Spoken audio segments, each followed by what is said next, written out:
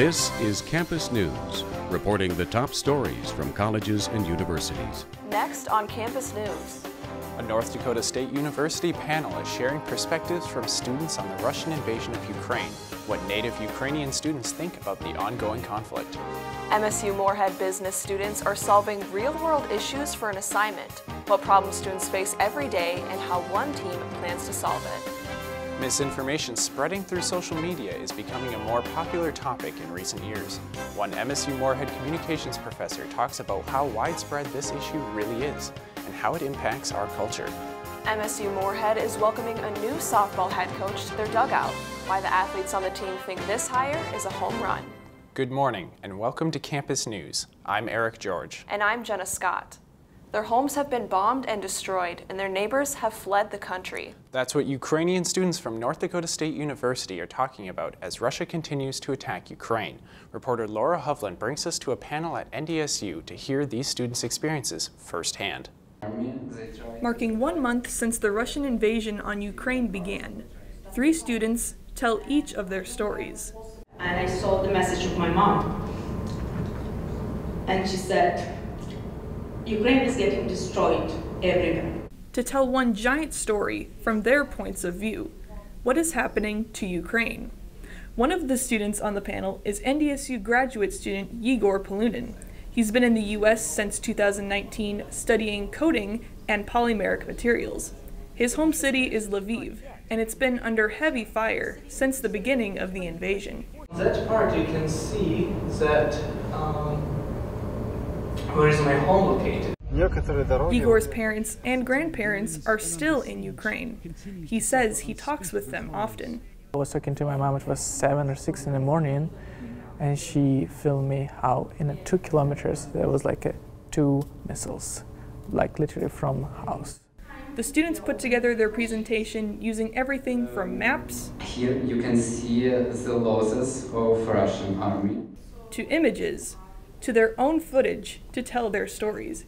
Yegor says that although he likes to lead without expectations, he feels the panel did exactly what they wanted it to do, to make people aware.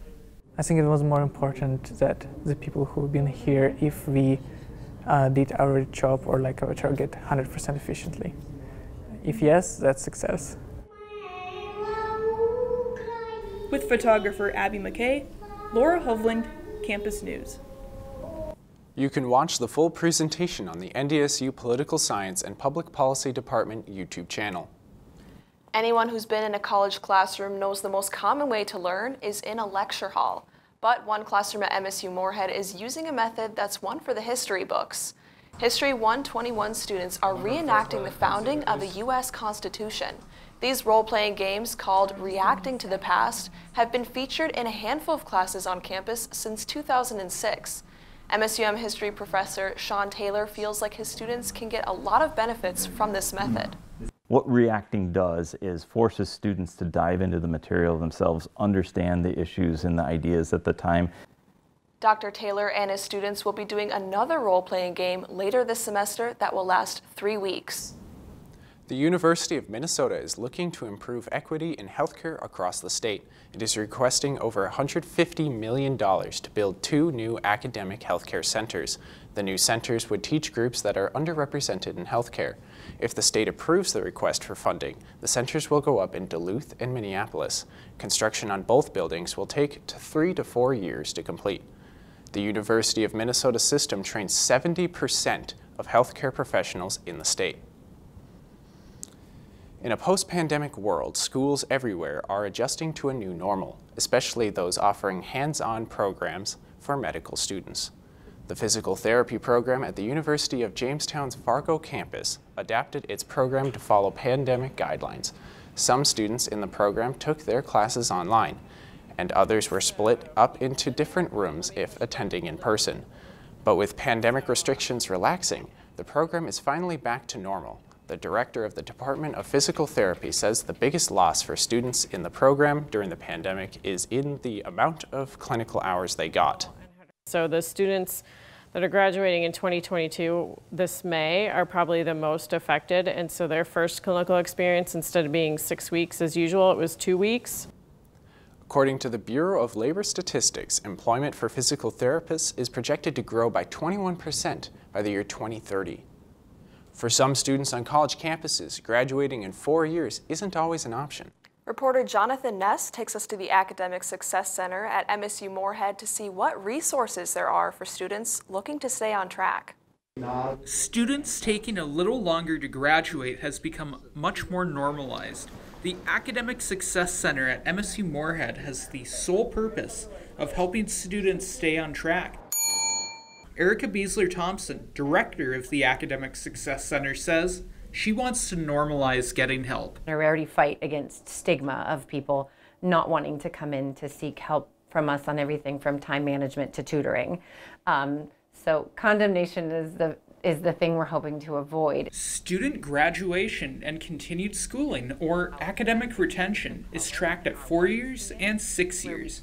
Erica says the steady, measurable changes from before the pandemic are now all over the place. We have seen a dramatic dip in our retention numbers, due in large part to the disproportionate impact that the pandemic has had on a lot of our college students, and especially some of our underserved populations. Students have faced many challenges to cause a dip in retention. Joseph Greco is a student specialist and says he believes his job matters to academic success. I really like helping students figure out the problems that they sort of have and help them understand it. Not just get it solved, but help them understand the issue that they sort of have. The Academic Success Center is one of the many resources students can use to stay on track. With photographer Ayatakine, Jonathan Ness, Campus News. According to the U.S. Department of Education, the amount of students who graduated within 4 years was 46% as of 2021. And colleges in Moorhead are coming together to show their support for people battling cancer. The event will take place later today at Concordia College. The goal is to raise money for cancer research and patient care programs. There will be events and activities. There are teams from both Concordia and MSU Moorhead trying to raise money. This year, the goal for the relay is $25,000, and donations are accepted until after the event today.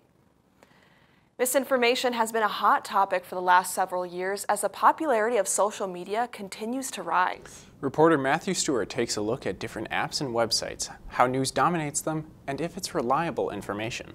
From computers to modern technology like phones, news is everywhere, and it continues to dominate websites and apps as well. But is the news that we digest every day reliable?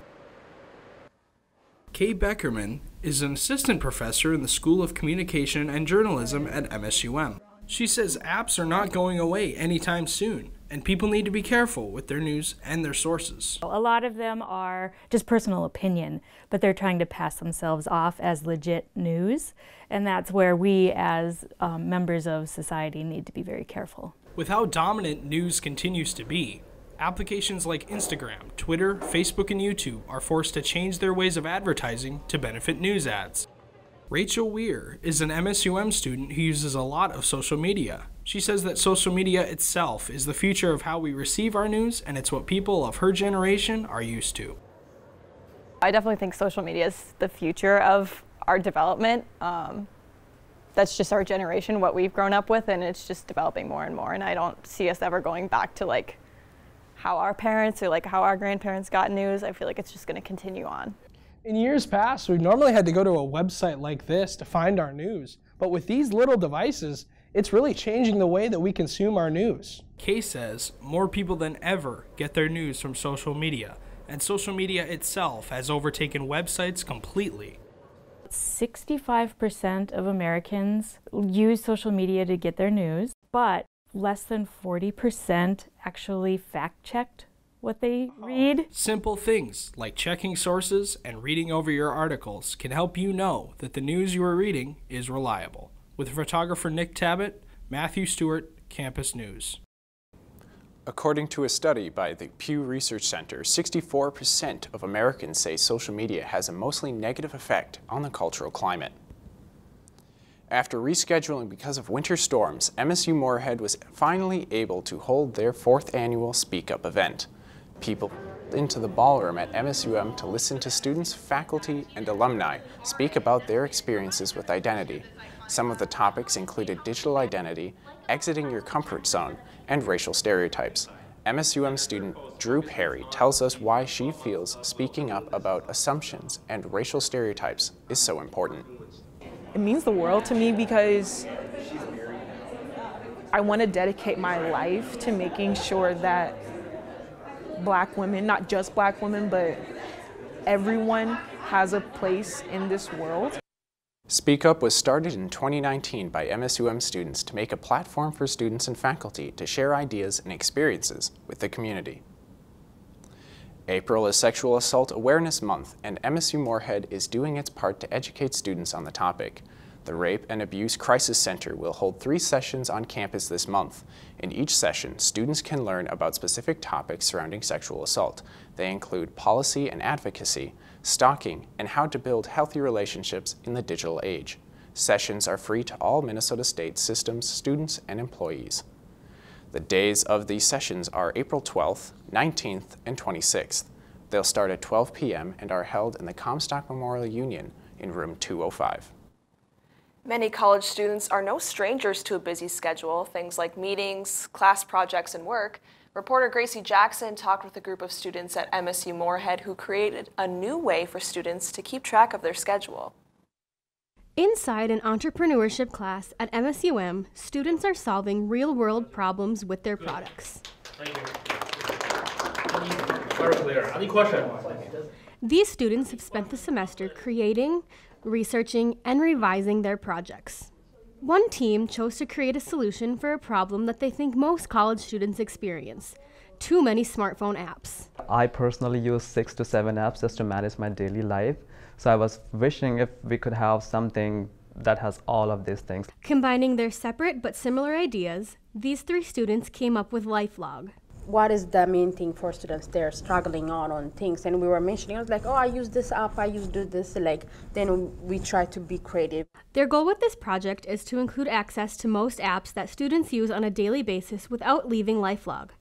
This way, students can access things like their daily planner and school websites all in one place. Instead of students having like 5 different apps on their phone, they can have the LifeLog app, which can do all of the above. Though the app is just in the beginning stages, these students hope to add more features throughout the semester.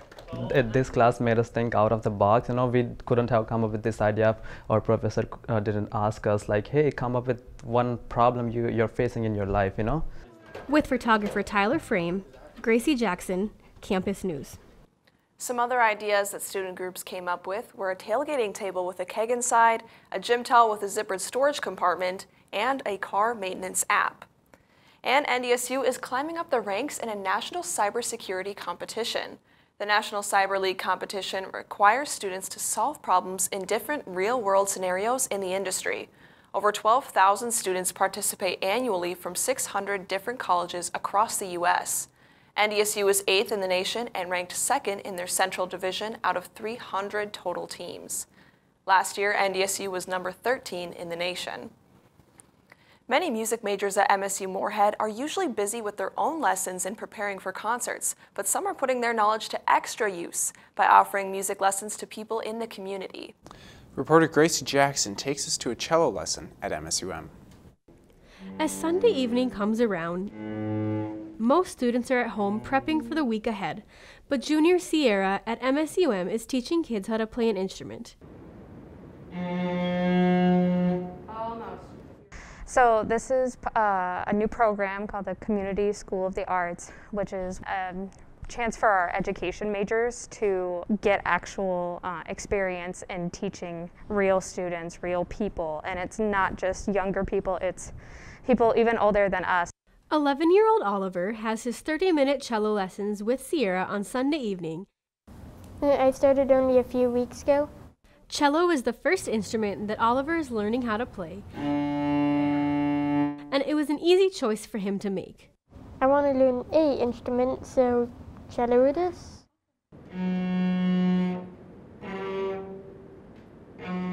All my students learn differently, they see things differently, they're coming from different backgrounds, so it's a chance for me to explain something differently so I can understand it differently or in all different ways. At the end of each lesson, she gives her students something to practice in the upcoming week so they can keep developing new skills. With photographer Tyler Frame, Gracie Jackson, Campus News. UYOA teaches lessons for 12 weeks, and at the end, students perform their instruments at a recital for the first time. To take a break from studying for exams, students at North Dakota State University were able to test their luck during casino night.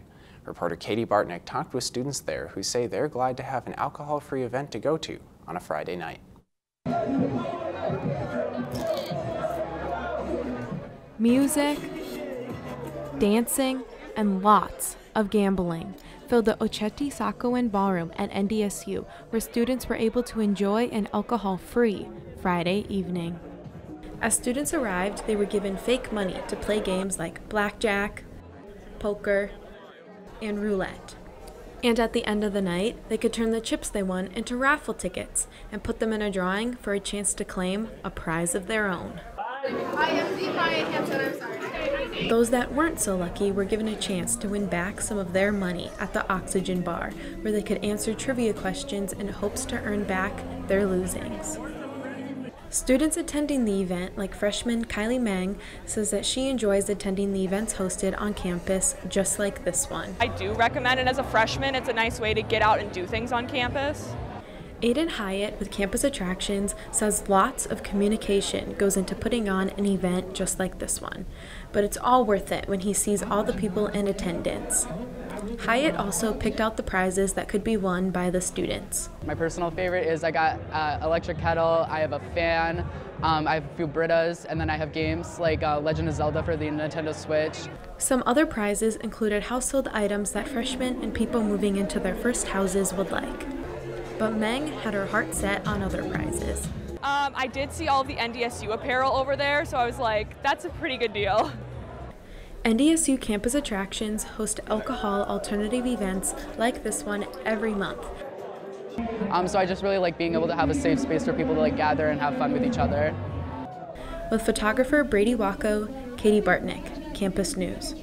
Students who won games had the chance to put their tickets into a raffle for the grand prize of a microwave. And now we turn it over to Jordan for a look at this week's sports. So Jordan, I hear the MSUM softball team has a new coach? Yeah, there's a new face out there on the diamond. A new softball head coach is in the dugout for MSU Moorhead Dragons softball this year. Reporter Abdullahi Hashim takes us to practice to see what the coach is bringing to the program. The softball team at MSUM has not seen much success on the field the last couple of years. And recently, the team got a new coach. First-year head coach Mike Armitage wants to help change the culture for the softball team. Try to bring into our practices a culture that you can laugh in, you know what I mean? A culture you can have fun in, you know. With winter changing into spring, the team still practices inside. They use batting cages set up inside an MSEC hall. The players say the team has a sort of new energy and culture that's very refreshing. The biggest difference that I see is like the culture and how they've changed this team to a team that wants to be here and a team that's all working towards the same goal, but they're helping us get there. Lang is one of 3 seniors on the softball team. The biggest difference, she says, the team notices how the team is more about all, not just one. Compared to last year to this year, all of us just want to show up and play. It's not just a, oh, let's get this over with and get going. It's a, I want to be here and I want to do the work and I want to improve for not only myself but my teammates, and the coaches are there for you.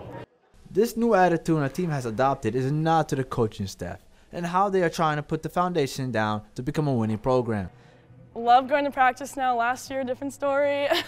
Wasn't even sure about if I was going to come here this year, but I'm really glad that we got a new group in and we're doing a good job. It's a lot of fun. The coaching staff and players hope to improve the team not just for this year, but in years to come to change MSUM softball.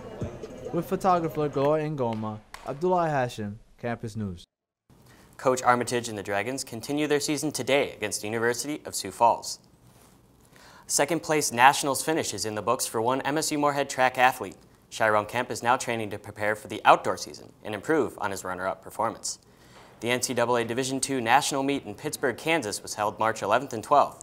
Kemp finished second in the triple jump, setting a new school record. He says he's disappointed with his performance, but wants to improve. But I feel like I can do way much better. Just some things I had to work on, but I feel like I'm capable now to get the first place and get my mark.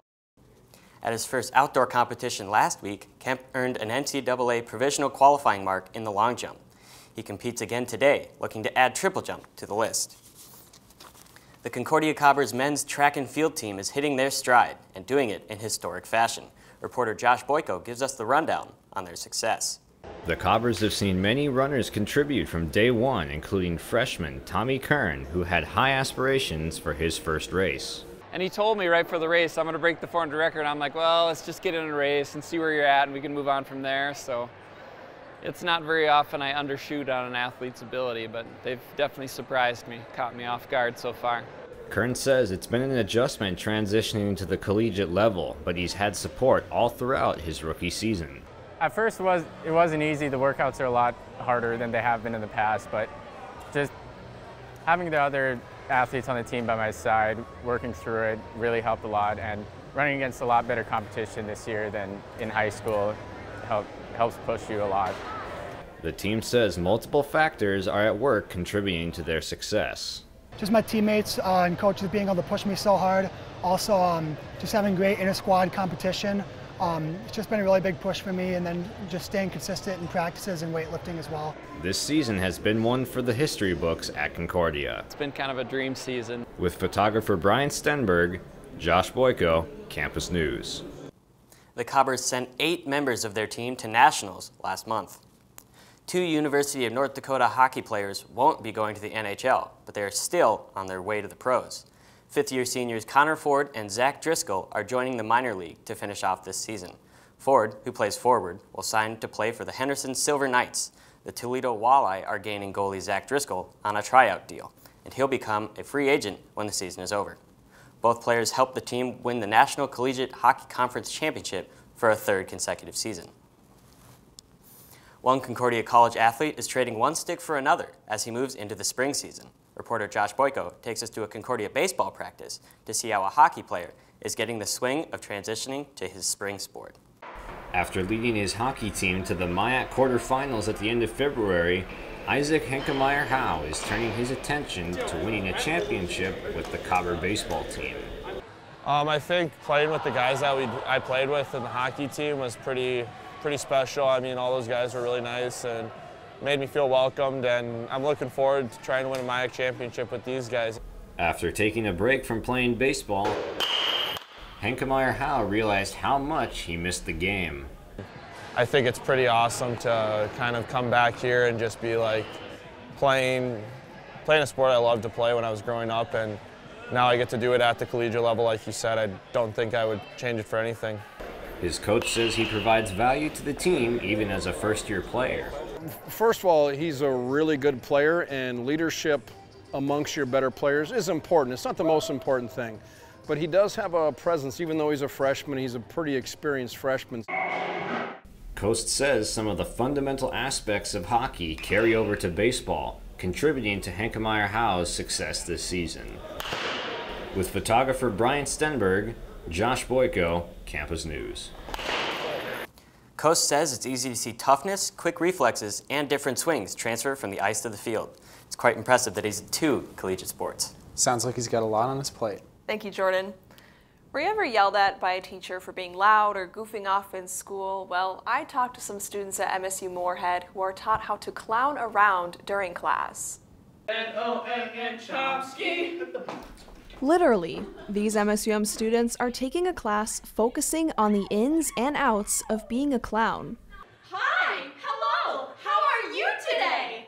For this week, they are learning how to create an infomercial as clowns. But before they can sell their products, they have to prepare.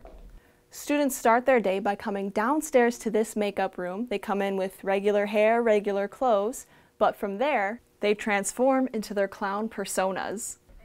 They even get to make up their own names. Grace Magstad is in this class, and her clown's name is Holly. She says in order to be a clown, you have to step out of your comfort zone. It's definitely hard to get out of your head. That's one of my hardest things, is I usually cannot get out of my head. You're also going to need an ounce of Holly's tears. I do cry a lot.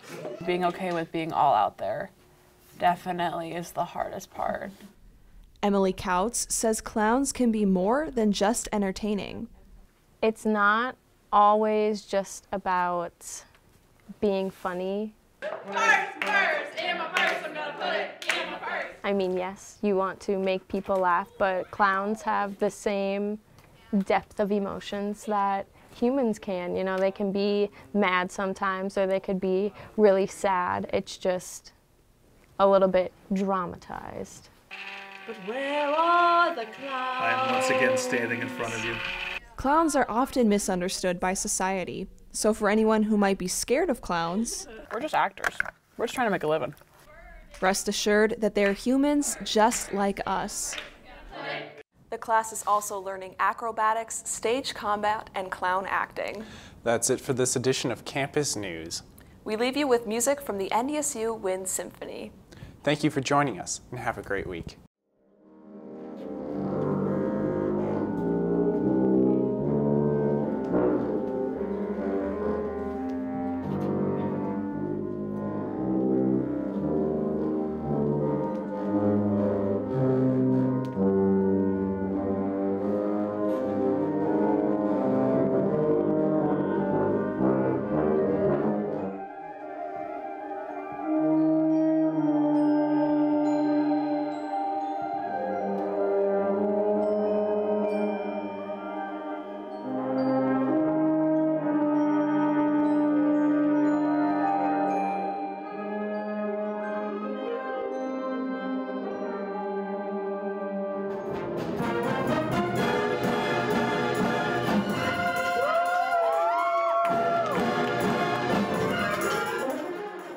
Campus News is produced by the Television News Workshop in the School of Communication and Journalism at Minnesota State University Moorhead in cooperation with Prairie Public Television.